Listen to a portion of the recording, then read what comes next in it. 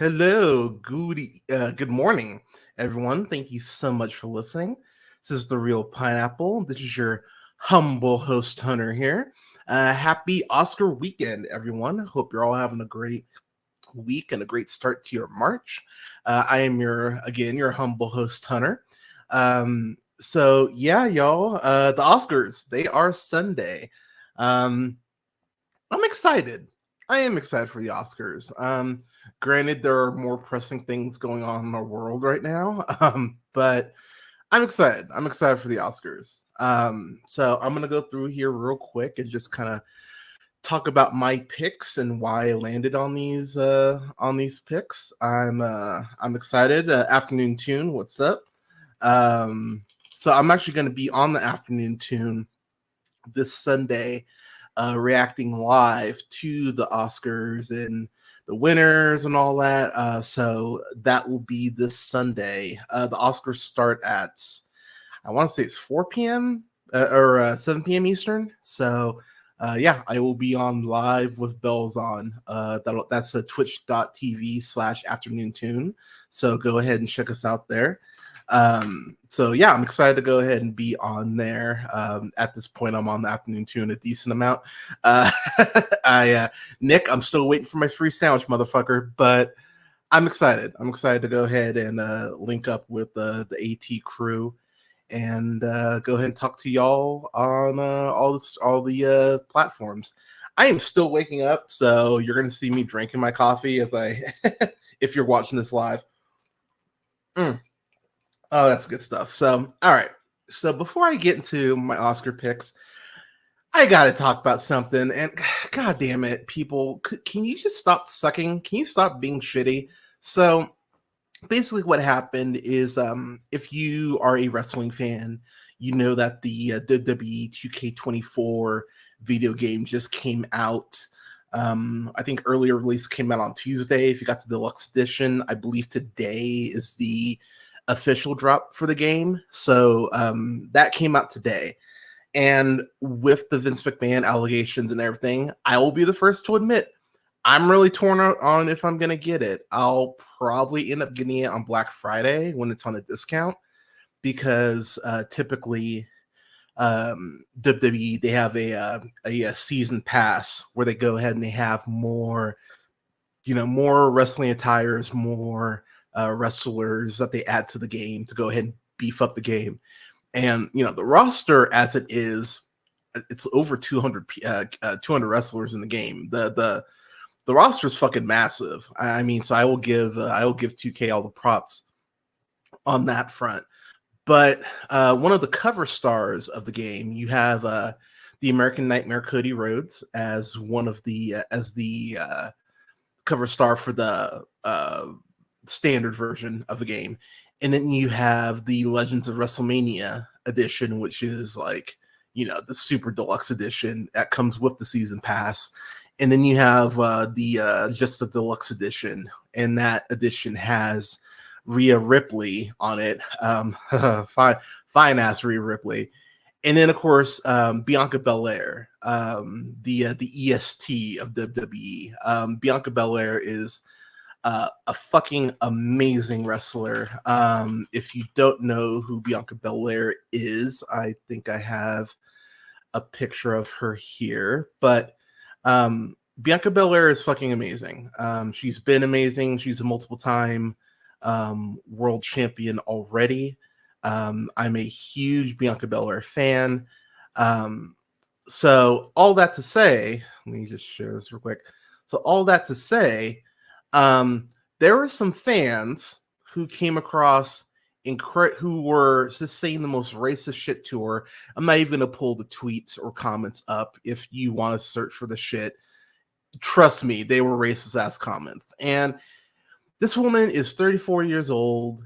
She's already a multiple time world champion. She was a huge track star down in Tennessee. She's been put in the work. She's been one of the most consistent performers that WWE has had. And at this point, what do you want black people to do? Honestly, what do you want black people to do? It's so goddamn exhausting. And I'll just say, As a black dude, I look. We've I know that there's been a whole discourse about Barbie and did Margot get screwed and all that stuff. I get that's a discourse, but I will be the first to admit, y'all, I went through Twitter a little bit. Yeah, I'm calling it Twitter, not X, because I'm not a fucking moron. But I just sit there and I go, this is what Barbie's talking about. Women can't even fucking live without shit like this occurring. And to take it a step further, black people, I want to say it's Chris Rock who makes the joke that, being black is like having a second full-time job. And it's true. Being black is like having a second full-time job. And this woman, here's the thing. The racism, there's no excuse for it. Just out the box, there's no excuse for it. But if she was like, God, I'm trying to even, I can't even think of anyone, but if she was like shitty at her job, you could at least, like, if you're a very, very dumb racist, you could just be like, well, come on, she sucks. Again, doesn't excuse it, but at least you could go, well, she's bad. Bianca Belair is doing like front flips and cartwheels and lifting up. She lifted up this wrestler who's there, Otis, who's like 300 pounds, and carried his ass. Like, Bianca Belair is a fucking star, and she comes across like the sweetest person in the world. I want to say it was like 2 or 3 years ago at WrestleMania. She had the special entrance where she had these dancers, these little girl dancers from Compton, go ahead and like step with her and accompany her to the ring. And there's this contortionist kid who was kind of front and center. And her mom, this little contortionist kid, this kid could have been 6, maybe 7. I would say 6.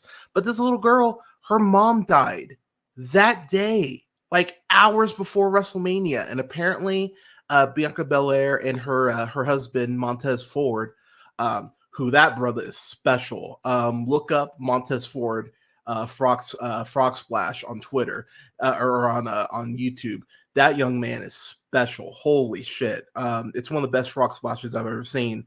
But they went ahead, apparently hung out with her and kept her company and were like just so supportive. And you hear these stories about Bianca Belair. No one has a bad thing to say about her. She apparently is incredibly humble, even though she's been pushed to the moon. She carries herself like a fucking star. And she's just fun. Like, go watch her match against Becky Lynch at WrestleMania. Watch her match against Sasha Banks at WrestleMania. Watch some of her work at NXT when she's still figuring it out. Like, she screamed star pretty much a month into her run. Like, she is a very special young woman. And I've actually watched a little bit of her and Montez Ford's reality show. And I gotta admit, they come across as such a fun couple. They give each other shit in that way that you kind of need to give your partner shit, but it comes across as, very loving and enduring.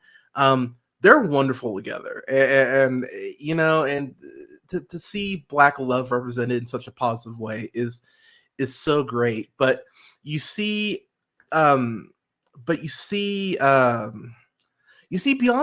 And look, I'm not a big Beyonce fan. There's definitely some of her music that I like. But the fact you have people going, oh, Beyonce isn't making country music where, Snoop Dogg was making reggae. Like, and people going that they're not going to play Beyonce's music. Why aren't you going to play Beyonce's music? It's country music, right? I'm sorry, Taylor Swift barely makes country music anymore. It's country pop at best, and no one has anything to say about that. So what's the difference between Taylor Swift and Beyonce? What's the main one?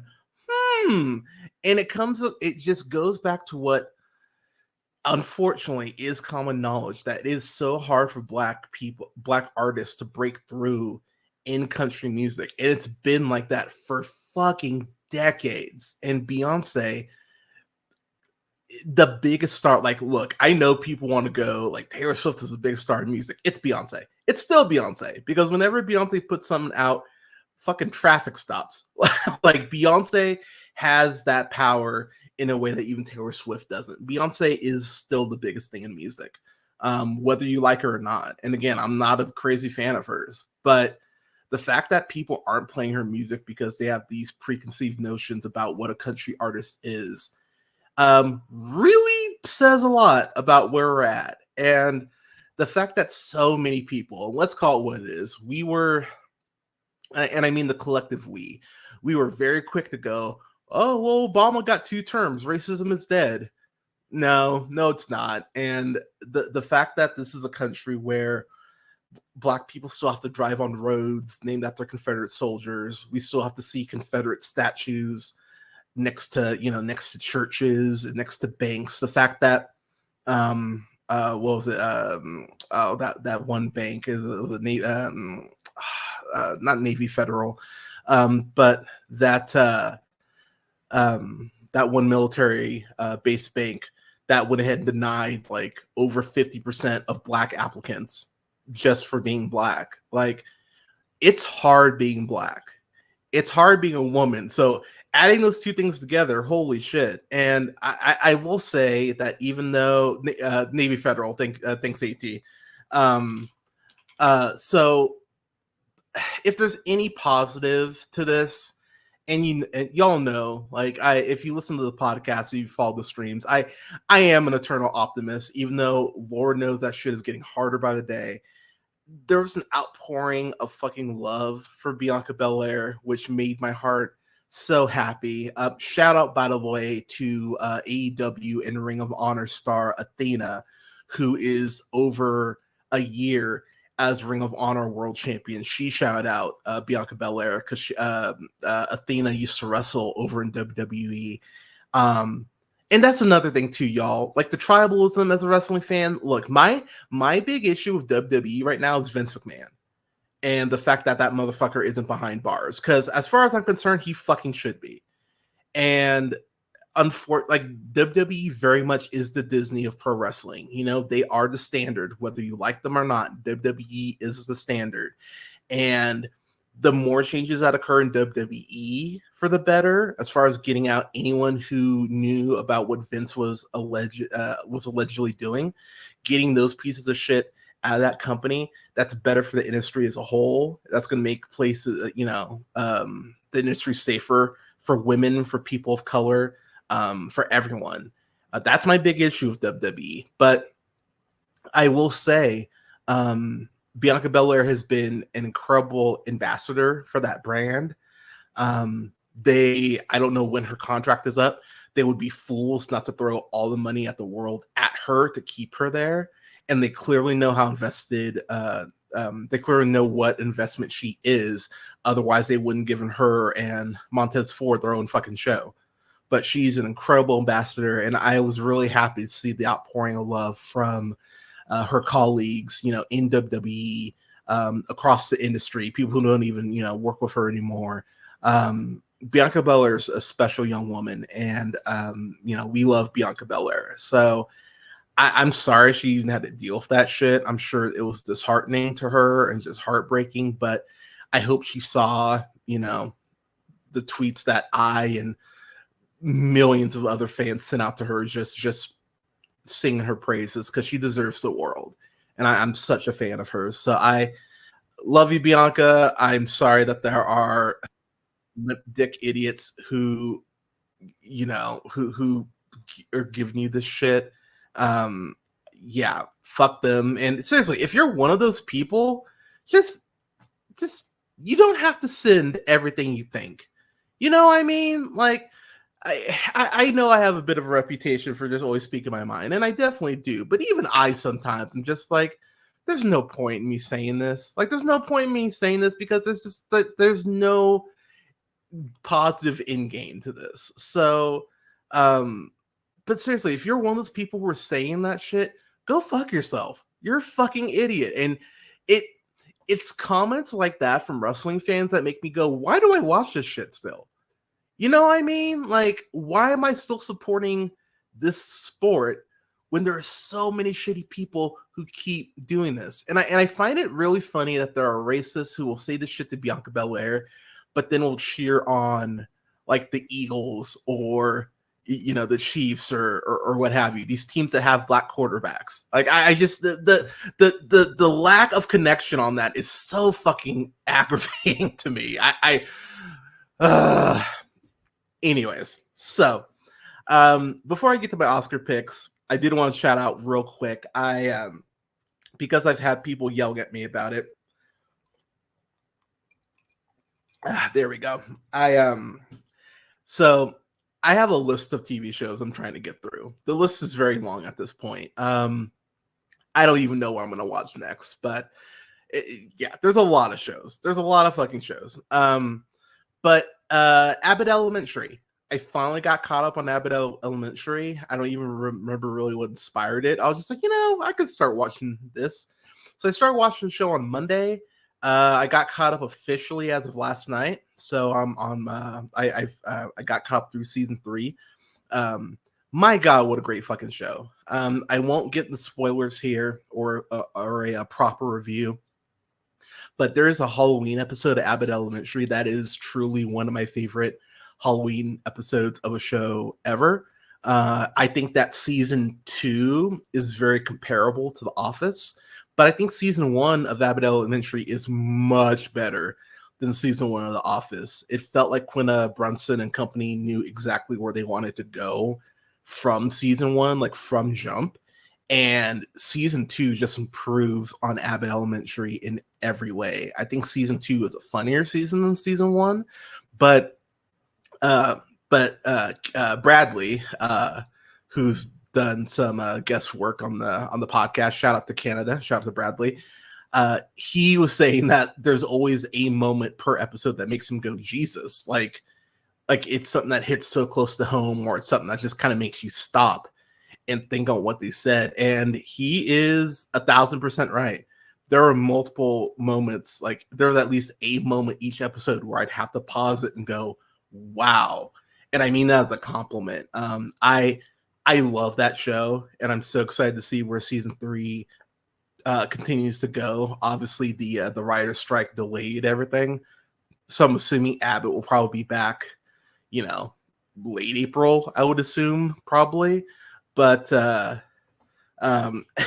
that's exactly Bradley. Bradley knows exactly what it's like to be a black youth in Philly. But I love Abbott Elementary. It's such a great show, and I'm so happy that that's getting all the awards. Like, I get it now.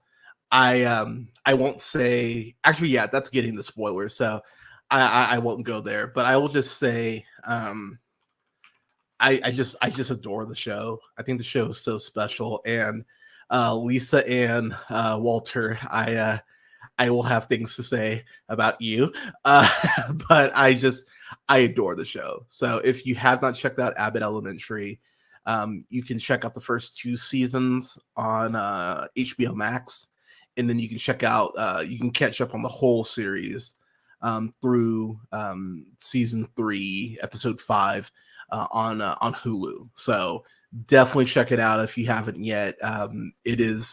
It's wonderful, and I will be reviewing the first 2 seasons here in the next couple weeks. But yeah, shout out to everyone at Abbott Elementary. I absolutely adore the show. So, all right. So moving on, I'm going to go through my Oscar picks real quick, and I'm going to get out of here. So as I mentioned, the Oscars are this Sunday. They are being hosted by Jimmy Kimmel for some fucking reason. It's funny. Jimmy Kimmel, he's actually the late night host I like the most, whose name is Jimmy. I can't stand Jimmy Fallon. Like, oh my God, it's so great. Like, I fucking can't stand Jimmy Fallon. The Roots cover a lot of his sins because the Roots are one of the best bands in music. But goddamn, Jimmy Fallon just always comes across like, what Jimmy Fallon's like? He comes across like he's trying to sell you candy door to door. That's what Jimmy Fallon always comes across like to me. And I cannot stand Jimmy Fallon.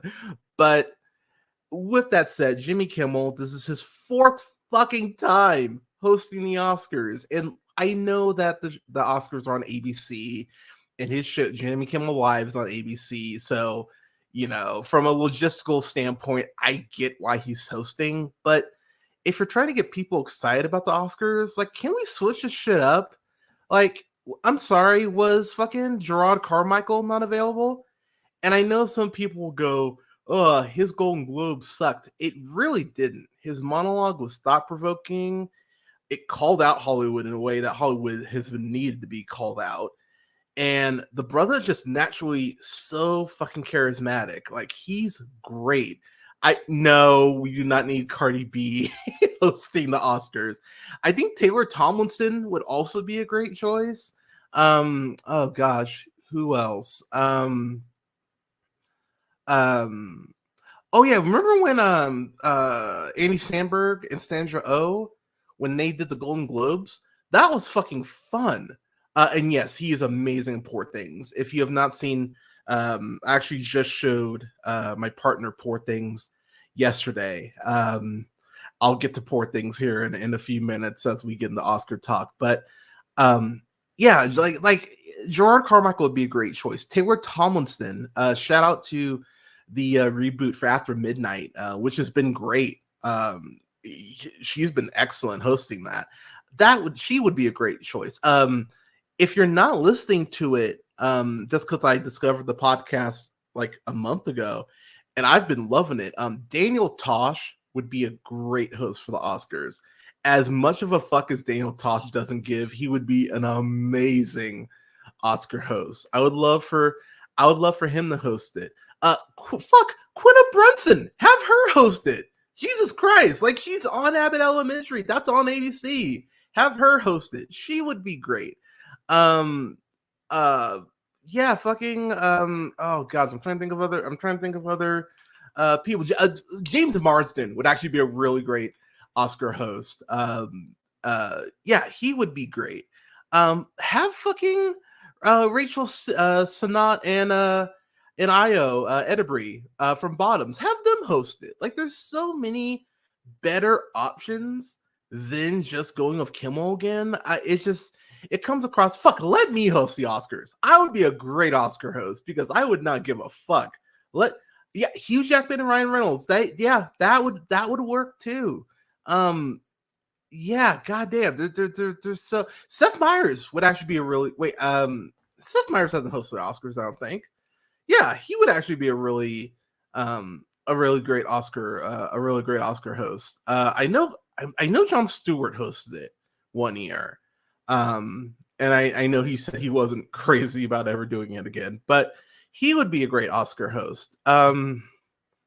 Yeah, there's other people besides Jimmy Kimmel, and it comes across as lazy. Why? Why? Fuck, have Graham Norton host the Oscars. He would never do it, but have Graham Norton do it. He'd be great. But again, I am throwing my hat in. 2025 Oscars. Let me host. Come on, Academy. What do you got to lose? I'll do it for $200K.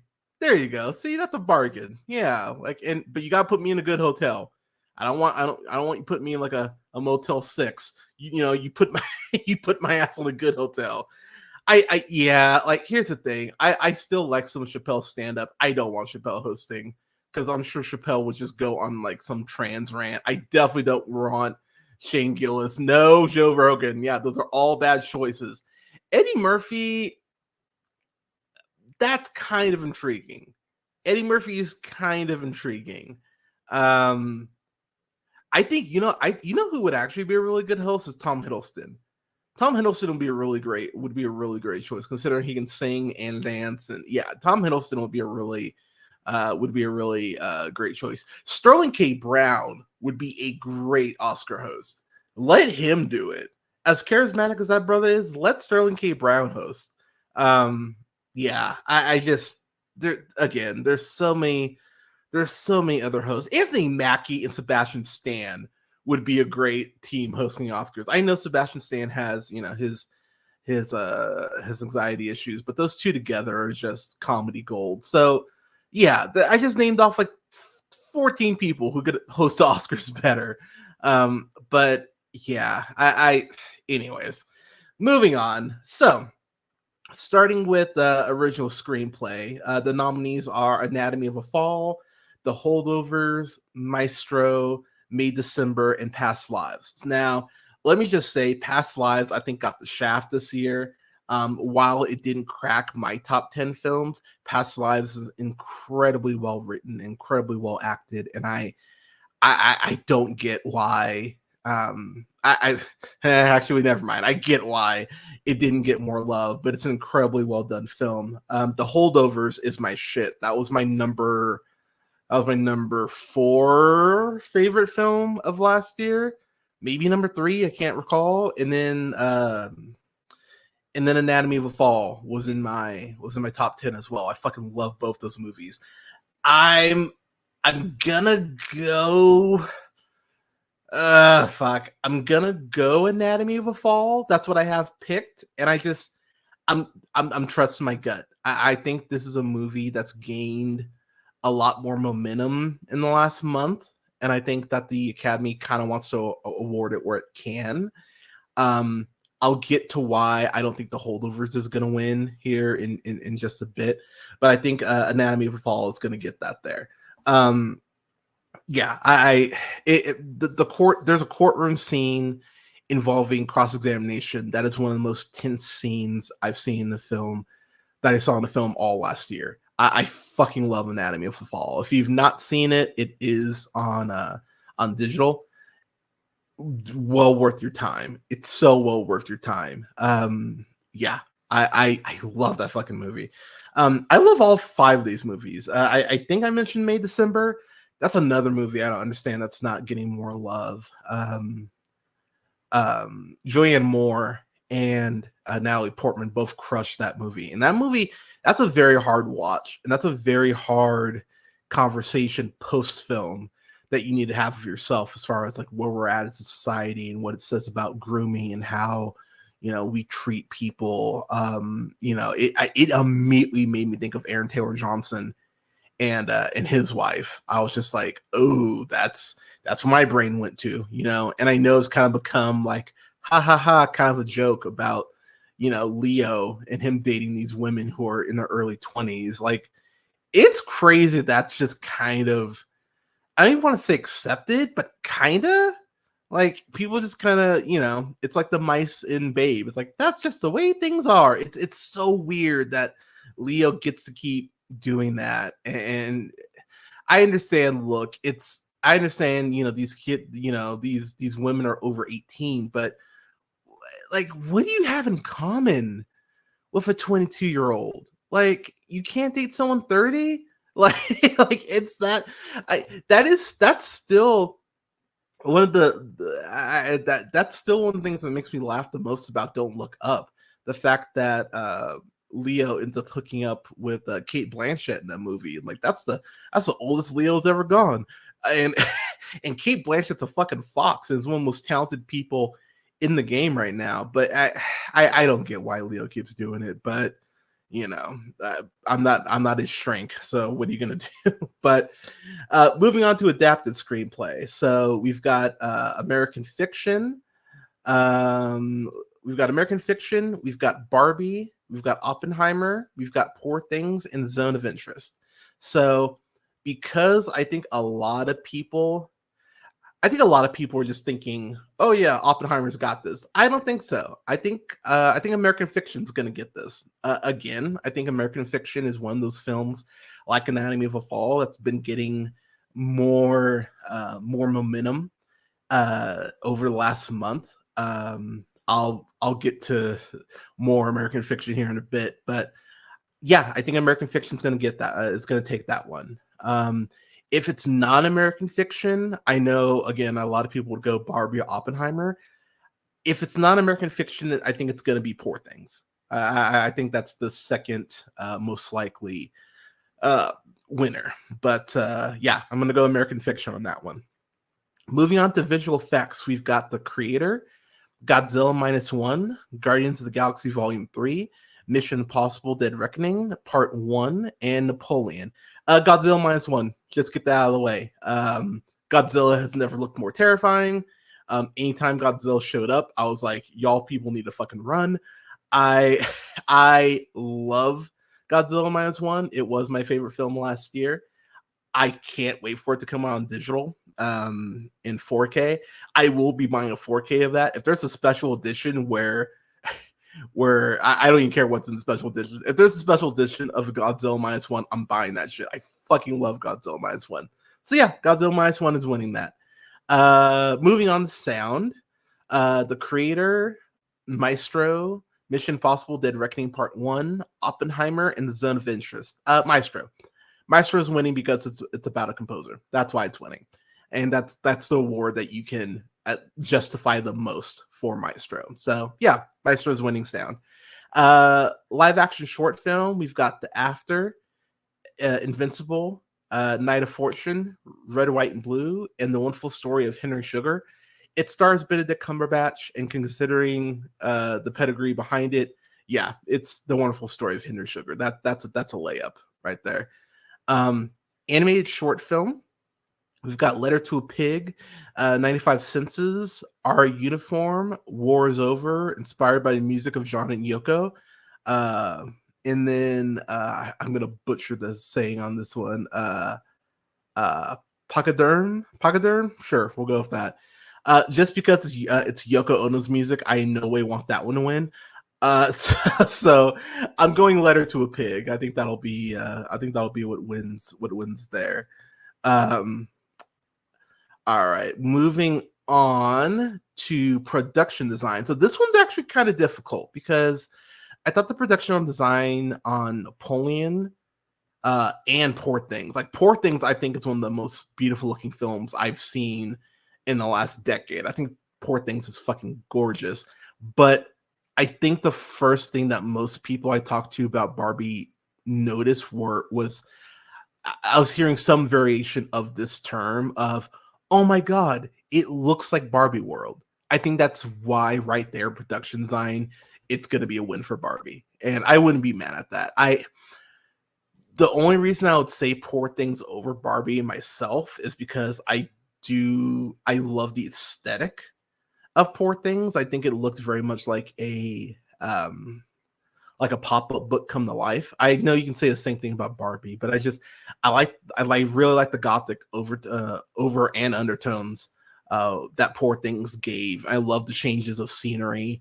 I think I would have liked Barbie a little more from the production / aesthetic side if it was all taking place in Barbie World. But it's kind of like when, it's kind of like a superhero movie when it's space-based and then they come to Earth. It's like, it's like, no, I live on Earth. Give me more space. So I would like Poor Things to win, but I think Barbie's going to win. All right. So I'm going based off the Oscar ballot order. So that's why I'm kind of bouncing all over the place. So Best Picture. Okay. So this one is actually difficult because I think there's a much bigger chance that people want to acknowledge that American Fiction takes this shit. I think it would be an upset, but I think that American Fiction, I think there's a much bigger chance of that winning than there was a month ago. I think American Fiction could shock people and win this year. I truly believe that. With that said, yeah, it's going to be Oppenheimer. And let me be clear. Oppenheimer didn't even crack my top 20 for films this year. I think it's a very well-made film. I think it's a very good film.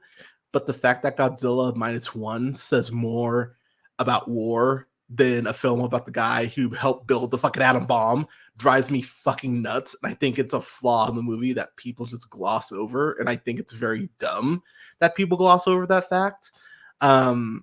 But it's going to be Oppenheimer. Like it's been set up all awards season. It's been winning all awards season. Now, look, with that said, and I have to keep bringing this up because people tend to forget, Coda really wasn't winning shit until like the bottom of the ninth. And then there was a surge and then it kind of started winning all over the place. So there is a world where, again, where American Fiction wins. There's a world where Poor Things wins. There's a world that Holdovers wins. I think those are all very much in play, but I think Oppenheimer's got it though. I think Nolan will finally get the validation that he so desperately seeks. Because let's call it what it is.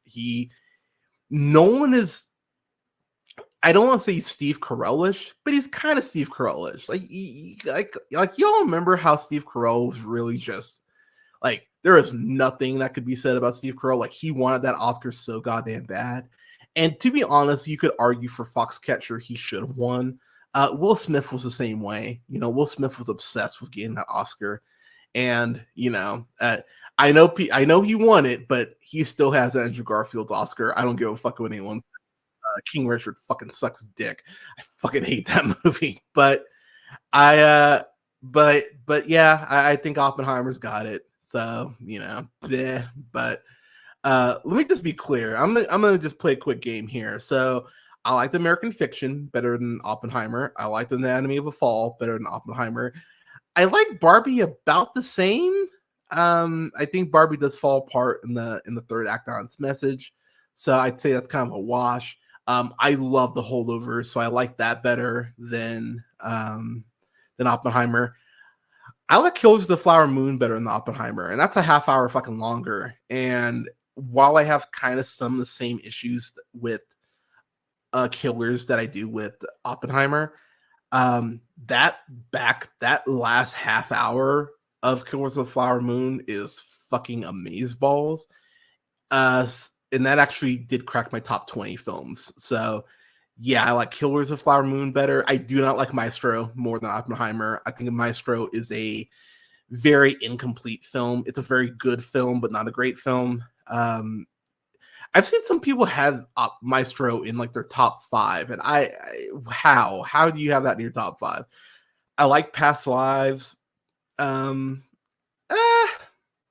I'd have to watch Past Lives again. I really like Past Lives. I don't know if I like it more than Oppenheimer. I love Poor Things. I love Poor Things. It's definitely better than Oppenheimer. And in Zone of Interest, yeah,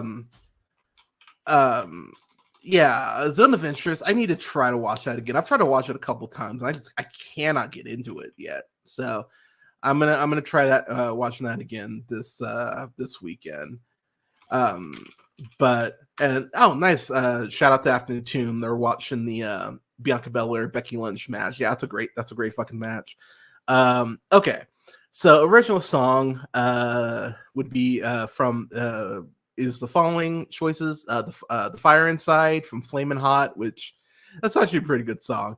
I'm Just Kin, sang by the Ling, Ryan Gosling. It Never Went Away from American Symphony.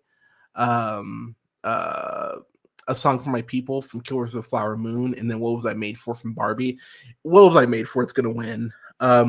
It would be really funny if I'm Just Kin won, just because I know women would freak out about it, and I would just laugh. I just kind of want to see the world burn a little bit in that way. But What Was I Made For is gonna win, and it's a really well done song.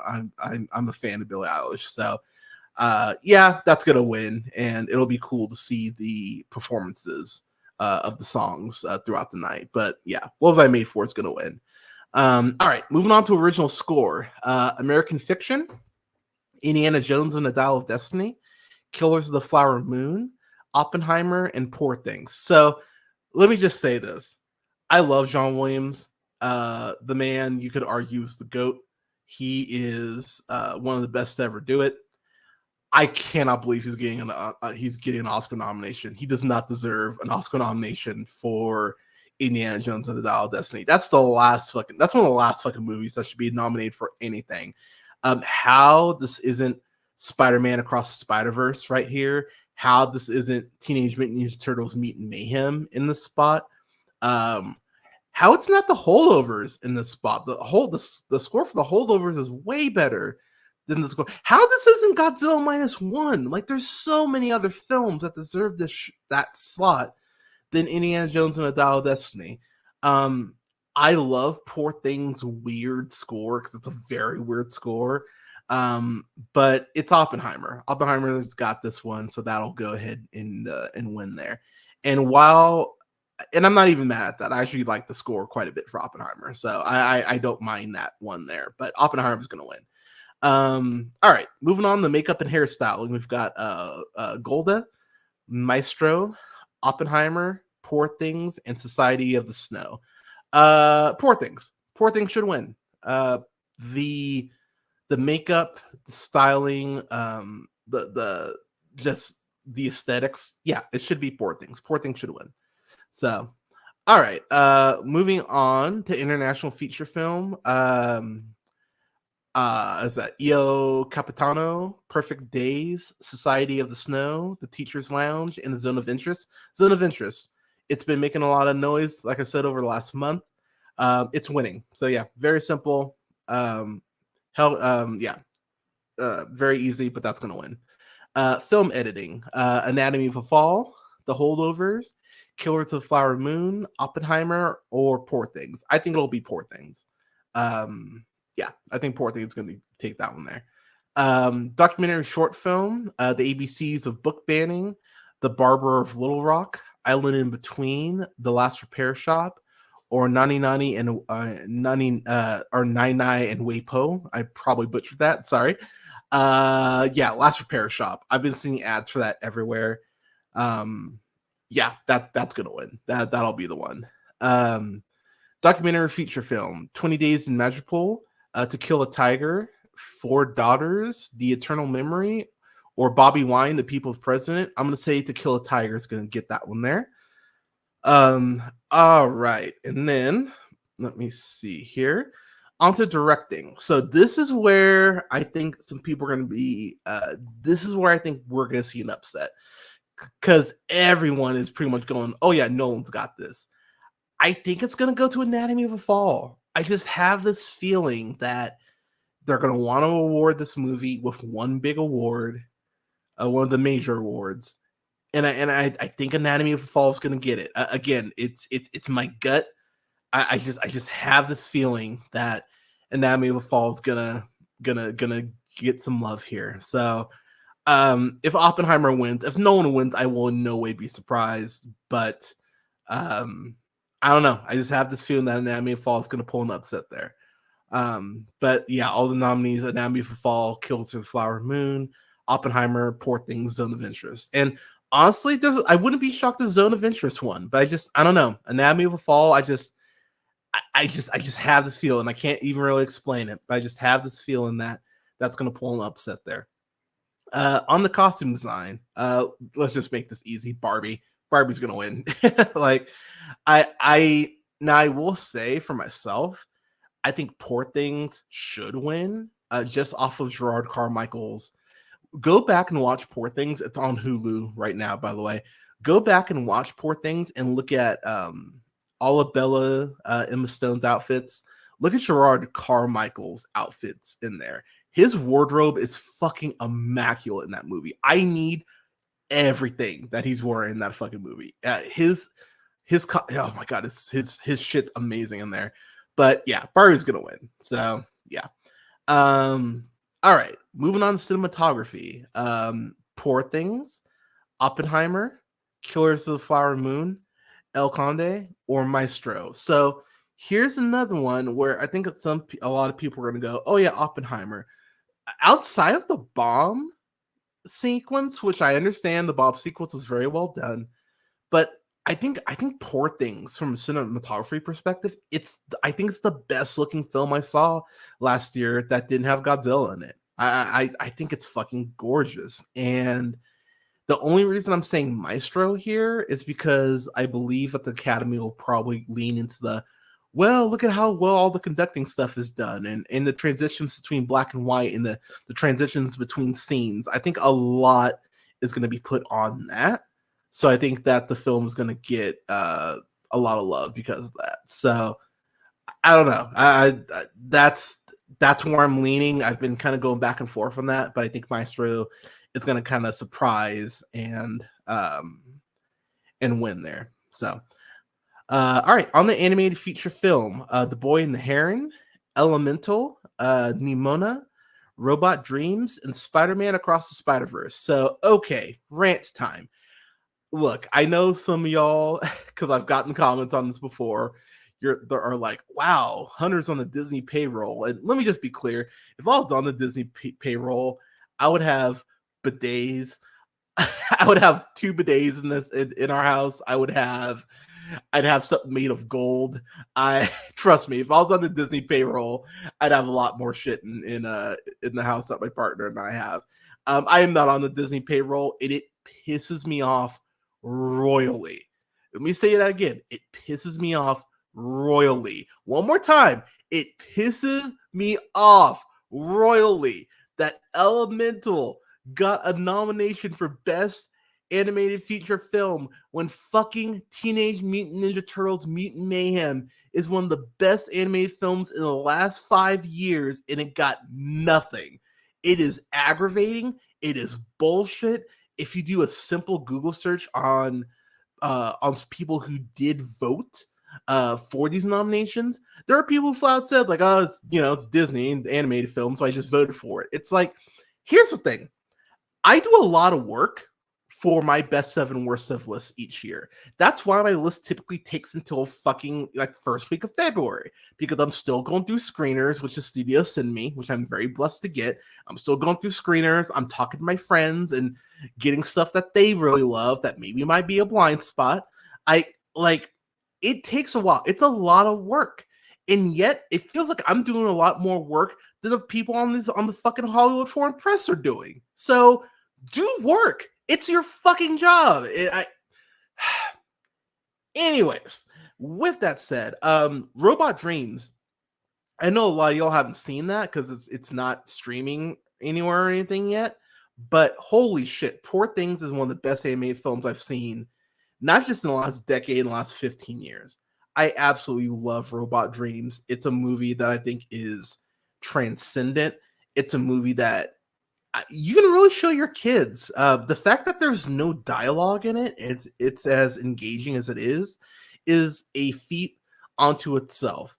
Y'all need to watch Robot Dreams the moment you can. So in my heart, I'm pulling for Robot Dreams. If Robot Dreams won, I'd be so happy. The Boy and the Heron. Oh my god, that's a movie that if you haven't seen it, please watch The Boy and the Heron. It's a trippy ass movie, but oh my god, it's so fucking well done. But it's going to be Spider-Man Across the Spider-Verse, and I love Spider-Man Across the Spider-Verse. So when it wins, I will be doing a metaphorical cartwheel. But yeah, it's Spider-Man Across the Spider-Verse all day. I can't wait for part 2, by the way. All right, moving on to actress and supporting role. We've got Emily Blunt for Oppenheimer, Danielle Brooks for The Color Purple, America Ferrera for Barbie, Jodie Foster for Nia, and then Davine Joy Randolph for The Holdovers. So, again, rant time. It is bullshit that Emily Blunt got a nomination for Oppenheimer. I don't give a fuck what anyone says. I know that people go, well, she has an incredible scene in the during the whole courtroom shit near the end of the movie. And my retort would be, yeah, and Julianne Moore is terrifying throughout all of May December. She should have gotten a nomination. Erica Alexander is fucking incredible in American Fiction. She should have gotten a nomination. The biggest snub for me is Rachel McAdams for Are You There, God? To Me, Margaret. How she's not in the spot is fucking goddamn ridiculous, considering how great she was in that movie. So straight up off that alone, I don't want Emily Blunt to win. I won't lie. It's Davine Joy Randolph's award to lose, by the way. And when she wins, I'm going to be so happy for her because she's incredible in The Holdovers. And look, I'm a big fan of the Oscars actually being used to elevate people who might be, here and to take them to that next level. And that will do that for her. She's incredible in that movie. She deserves all the love that she's been getting this award cycle. So yeah, Davine Joy Randolph, she's going to win. And I'm going to be very happy when she does. We really should have had 2 Black women in a row winning Best Supporting Actress, but I will not go off on that rant. Okay. So, a couple more awards. Actress in a leading role. We've got Annette Bening for Nied. We've got Lily Gladstone for Killers of the Flower Moon. We've got Sandra Huller from Anatomy of a Fall. We've got Carey Mulligan for Maestro, and we've got Emma Stone for Poor Things. So, okay, here's where I'm very torn. I think Poor Things is the performance of Emma Stone's career. I think it's the wrong year for her to have had that performance. This is a Lily Gladstone's award to lose. I feel bad. I feel bad from the perspective of I really like Lily Gladstone a lot, and I love what she brings to the table in Killers of the Flower Moon. I hate the perspective in which the film is told. I think by telling it from Leonardo DiCaprio's character's point of view, I think you lose a lot of Molly's story because she's being more reactionary. And I hate stories like that being told through a white lens. I think it really should be told from the people who are going through the shit, from the minority characters, from the people of color's point of view. It's the same thing that one of the main things that pisses me off about The Help. I really hate that. There are exceptions because, Green Book is very much not told from Mahershala Ali's character's perspective, but he's just so fucking great in that I think they're able to overcome that. But goddamn, Lily Gladstone is great in it, and she deserves all the praise she's been getting. Like I said, I do think Emma Stone is better in Poor Things. Honestly, I'd probably say I like Sandra Huller more in Anatomy of a Fall.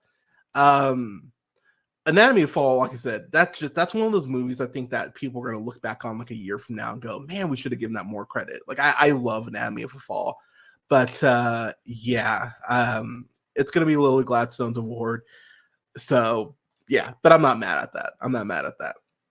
Okay, and then two more words and I'm out of here. Actor in a supporting role. We've got Sterling K. Brown for American Fiction, Robert De Niro for Killers of the Flower Moon, Robert Downey Jr. for Oppenheimer, Ryan Gosling for Barbie, and Mark Ruffalo for Poor Things. So this is probably the most stacked category outside of Best Picture. Because you can make a case for all these guys. Mark Ruffalo in Poor Things is incredible. The amount of daddy tweets that I was seeing about Mark Ruffalo after Poor Things was really fucking funny. Mark Ruffalo is in his bag in that movie. He is amazing in that film. Ryan Gosling, we all know how great he is as Ken in Barbie. And I'm Just Ken just being a fucking revelation song. Robert De Niro in Killers of the Flower Moon, that's probably his best performance in 20 years. I would say since Silver Linings. He's incredible in that movie. Sterling K. Brown is great in American Fiction. I don't want to spoil anything, but he has some of the funniest lines all year. And then Rob Downey Jr., like, he's incredible in Oppenheimer. Like, I get it. Like, I get people going, it's Rob Downey Jr. I get it. I really do. And he's my pick to win. However, I think there's a chance any of these people could win. Like, that's what makes this category in particular for me so fascinating. I'm really excited to see who wins this one. I think it's going to be Rob Downey Jr., but as I'm sitting here, I am kind of going, it could be Sterling K. Brown. It could be Gosling. Like, there is a world where the Academy goes, well, he's been winning everywhere else, but he's not winning here. Like, I don't know. It's really interesting. I think he should have won. I really think he should have won back in, what have that been, like 08, 09 for Tropic Thunder. I thought he was fucking amazing as Kirk Lazarus. And this is obviously a way different performance. But Robert Downey Jr., though, that gear he checks into just near the end of Oppenheimer is some dark shit. I love Robert Downey Jr. throughout Oppenheimer. So again, wouldn't be mad if he won, but man, if Sterling K. Brown were to pull the upset, that would make me very happy, because again, I do think American Fiction deserves more love. But yeah, I think I've got De Niro picked. Downey Jr. picked, but that's a very hard category. That category feels almost prime for an upset. And then actor in a leading role, we've got Bradley Cooper for Maestro, we've got Coleman Domingo for Rustin, we've got Paul Giamatti for The Holdovers, we've got Jeffrey Wright for American Fiction, and we've got Cillian Murphy for Oppenheimer. Okay, here's where I think we're going to see an upset, because I know a lot of people are just going, "Oh yeah, Cillian Murphy, it's a lock." I don't think so. I don't think so at all. I think that there's a very high chance that Jeffrey Wright, because I think Jeffrey Wright's definitely been getting some more, positive word of mouth, and I think he's really been kind of getting a little momentum. I think American Fiction overall has been gaining a little momentum, so I could see Jeffrey Wright winning. With that said, I think Paul Giamatti is that dude. I think The Holdovers has very slowly crept up and gotten more praise. And I do think that Paul Giamatti is going to pull an upset here. Look, I'm a big fan of Cillian Murphy, and I'm happy he's finally getting his flowers, which he really should have been getting all along. Like the motherfucker's been great in so much stuff, whether it's 28 Days Later, whether it's Inception, whether it's A Quiet Place Part 2. He's great in A Quiet Place Part 2. Whether it's Red Eye. I remember seeing Red Eye after I graduated. Red Eye is great. He's been a great actor, and I really am happy that people are finally starting to put some respect on his name. I just have this feeling. Giamatti's got it. Again, if Cillian Murphy wins, I won't be mad at that, because I'm just a fan of his. But I do think that Paul Giamatti is going to surprise some people and pull off the upset here. So yeah, y'all, those are my Oscar picks. I did just look it up here. Yeah, the Oscars are this Sunday, 7 p.m. Eastern, 4 p.m. Pacific. I'll probably be watching the pre-show as people arrive, because I'd like to see what everyone's wearing. I'm a fashion nerd like that. But yeah, I'm excited to watch the Oscars. I'm excited to see what dumb things the Academy does that makes me go, why do I watch this each year? I'm excited that because there will be one award where we all go, like, where a lot of us go, fuck. So I know it's coming, but yeah. So as far as what I've got coming up, as far as streaming, I won't be streaming next week because I start my new job. Hooray. So I'm going to be in training for the next couple of weeks. So streaming will be spotty, but I will have reviews and stuff going up. So next week, starting on Monday, I will have reviews for all most of. I think I might miss one, but I'm gonna have reviews for most of the Best Picture nominees. So Monday will be Oppenheimer, Tuesday will be Barbie, and then from there I'll have more reviews. I will be reviewing Abbott Elementary over seasons 1 and 2 over the next couple weeks, so look out for reviews for that. And then, oh gosh, I'm trying to think of what else. But I will be back streaming before the end of the month. But go ahead and just subscribe to me and the show on YouTube at The Real Pineapple. That's REEL Pineapple. You can find me on Twitch at twitch.tv/The Real Pineapple. You can find me on Instagram at jhunter Real Pineapple. Also on TikTok at jhunter Real Pineapple. And you can subscribe to The Real Pineapple wherever you listen to podcasts: SoundCloud, Apple, Google Podcasts, Podbean, Stitcher, iHeartRadio, Spotify, Amazon Music, TuneUp, and Samsung Podcasts, to name a few, at The Real Pineapple. And then right now, actually, you can check out my my interview with Jennifer Levinson, who's this amazing, gorgeous, talented actress and writer who just did this film Trust that I went ahead and reviewed. That review's up on the channel now.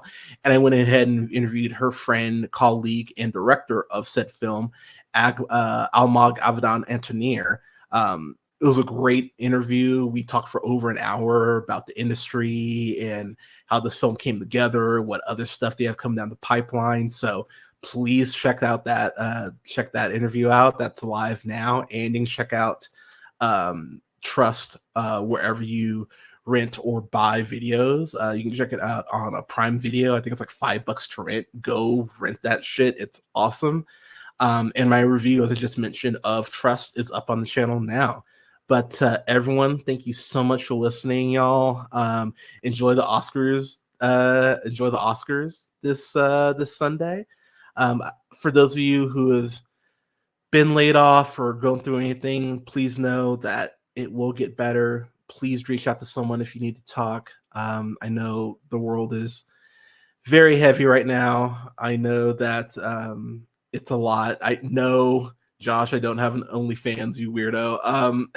But everyone, thank you so much for listening. Thank you so much for your support. Stay safe out there. Take care of each other. And I will talk to y'all soon.